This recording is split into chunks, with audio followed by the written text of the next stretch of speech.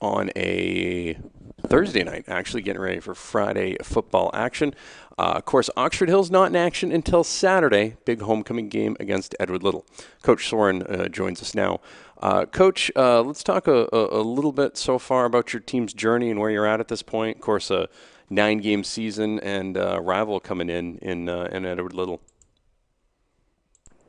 Yeah, I mean, there's been, I think for the most part, it's good. I mean, we're 2-2, which, we've lost to two very good teams. We won the games that we wanted to win. We won in a fairly convincing fashion. We had hoped on coming out of here, of course, being 4-0, but it's a tough league, and I think we've had moments where we're playing exceptionally well. I think probably exceeded some of our expectations. And then there's some moments where, we knew we were going to be young in certain positions, and that has showed at times. And it's definitely, when you play good teams, that's sometimes where it gets you, and that's kind of what happened to us. So we're looking to grow every week and get a little bit better every week, get a little more experience by the time playoffs roll around, that we're not a young team anymore. That usually seems to be how that goes in that scenario. Just learning the ways and everything like that, learning all sorts of different things. It's almost like you're coming in on a season and doing everything all over again, just with a different group of people, just to see what the results are. Like, how do you stay up on the challenge of that? I think that's one of the things that attracts coaches. Sorry, reverb there. I got you. You're good. Okay. It attracts you to coaching because there's a challenge. It's a challenge every year.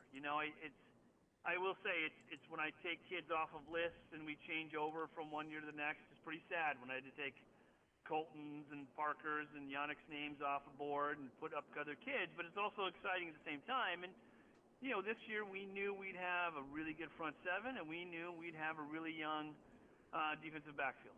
We'd have a real young offensive backfield, and so sort of like how do we build and how do we plan to the year? I was just actually thinking today about us going into the last couple games versus how we felt even going into the scrimmage and the exhibition. It was such an unknown. Really, even I think for the most part was the quarterback. You lose Colton. I suppose it makes a little difference too when it's my own son that's coming in, but he doesn't have much experience, so you just wonder, where's he at? How's he going to respond to this? And he's responded pretty nicely, really. I mean, there's been moments where you can tell he hasn't played much varsity, and there's moments where, there's some things that we can do that I didn't even know he could do. So it's sort of exciting to look forward to it. There's also those frustrating moments where, you coach them up during the week, and the only place they really learn some things is in a game. If a receiver gets behind them, even though we say no one can get behind you, they really learn it more once. Oh, that guy got behind me, scored a touchdown.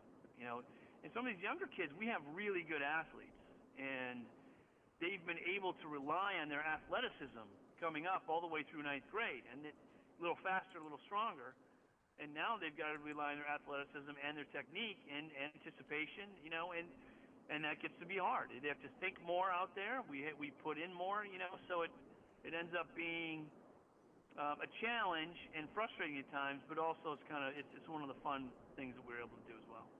What when you talk about a guy like Colton playing, do you miss him? I mean, I'm sure you miss him at quarterback, but talk a little bit about how much you miss a guy like that, especially all of your players. I think a lot of people forget sometimes that a lot of these guys play on both sides of the ball. How much do you miss them on the other side of the ball when it comes to defense and things of that nature, just in terms of knowing the right calls and things of that nature? Oh, it's a big difference. I mean, Colton was a free safety.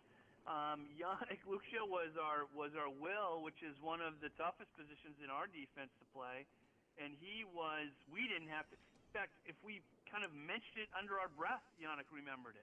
He was phenomenal at that position, and our DBs, even Cam Slicer was injured early, but Mike Bonang came in and did a great job for us, and you had a 2-year starter as well with Alex Turner. So replacing those guys, we knew that was going to be the challenge, and so it's not just the offensive side of things. I mean, certainly Colton, when he's a quarterback, everyone sees him, but at free safety, he was just this big, fast, strong kid that, if we had unusual matchups, well, we could put him. We'd have to worry about it. This year, we don't have a 6'5", 200-pound kid that can run like the wind. So we've got to be a little more creative in what we do. The kids are still athletic, but they're a little more typical Maine high school player kids.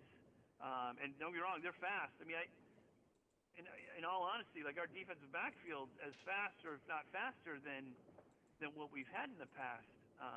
But just not, the other thing that it's hard for other people to see sometimes is the competitiveness of a Yannick and a Colton. Like those guys they know how to win. They know it's all the little things, how important they are. So when you lose those